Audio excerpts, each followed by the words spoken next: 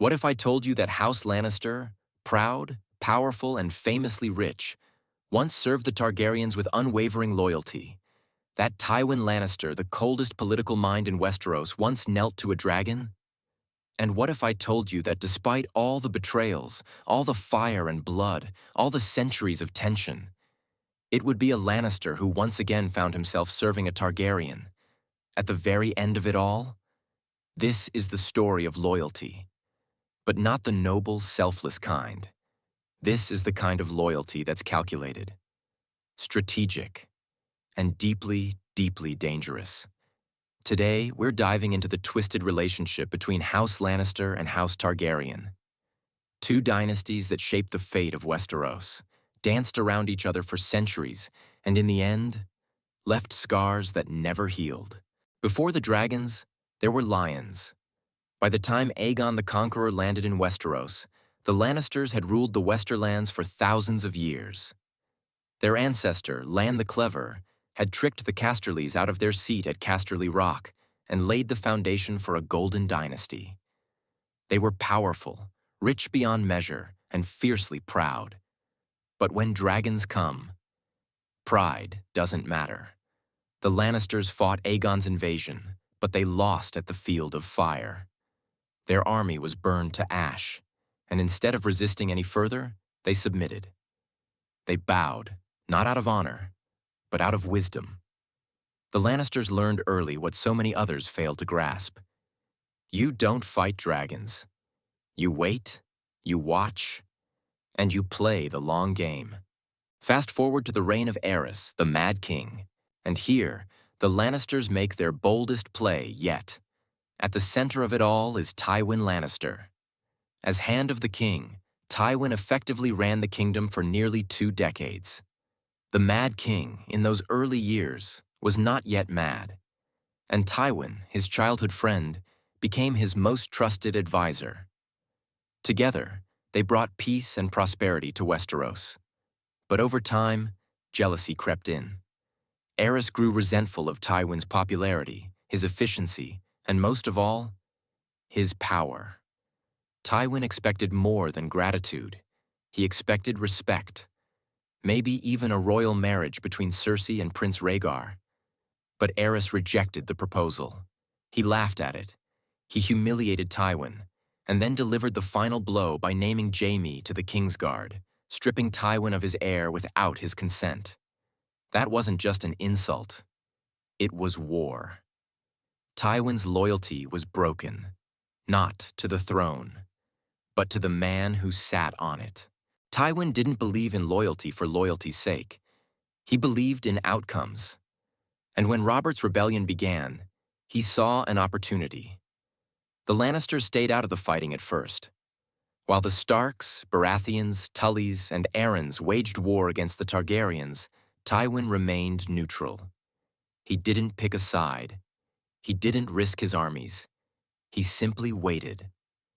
And when it became clear the Targaryens were losing, when Rhaegar fell at the Trident and Robert's victory was inevitable, Tywin marched. He arrived at King's Landing claiming to support the crown. Aerys, desperate and paranoid, allowed him inside. And Tywin did what he does best. He took control. The Lannisters sacked the city, slaughtered the royal family's children, and offered Robert Baratheon the heads of Alia Martell's children as a gift. It wasn't betrayal. It was perfect timing. Loyalty, for Tywin, was a mask, a tool, a weapon, but perhaps the most dramatic moment of all came from within. While Tywin opened the gates of the city, Jaime Lannister ended the Targaryen reign with a single stroke. As a member of the Kingsguard, he was sworn to protect Aerys. But he killed him instead.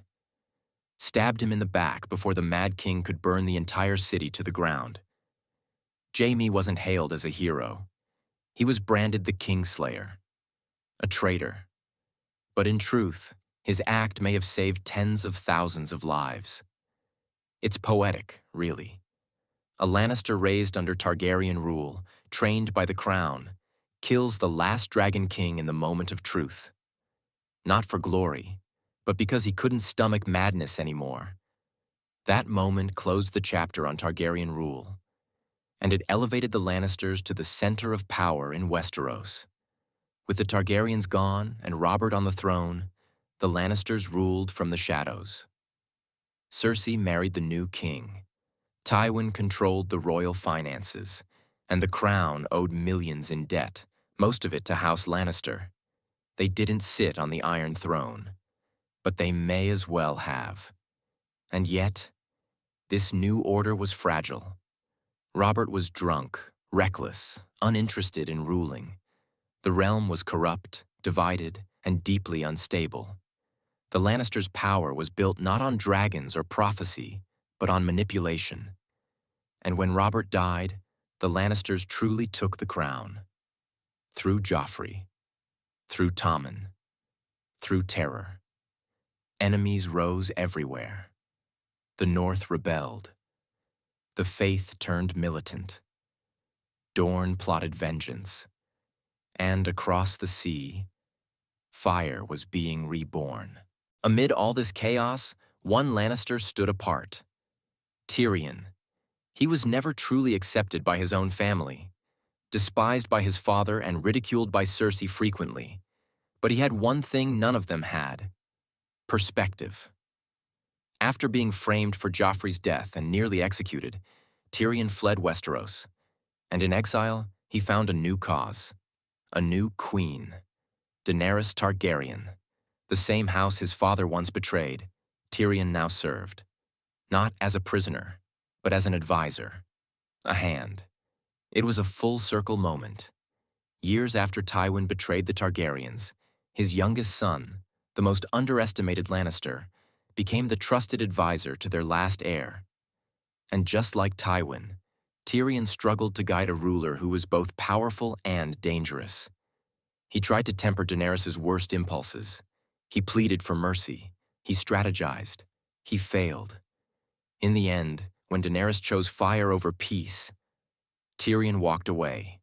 He took off his hand's pin, threw it at her feet, and accepted the chains that followed. Not as a Lannister, not as a noble, but as a man who finally understood the cost of blind loyalty.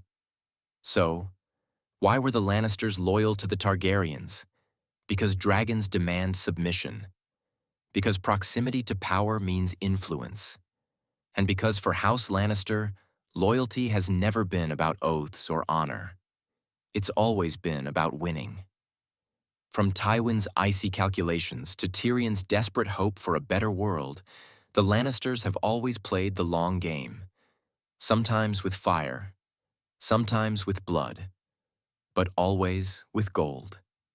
If you enjoyed this deep dive into the tangled relationship between House Lannister and House Targaryen, don't forget to like, subscribe, and ring the bell so you never miss a drop of Westerosi wisdom. And let me know in the comments. Who do you think played the game better? The dragons or the lions? And remember, a Lannister always pays his debts.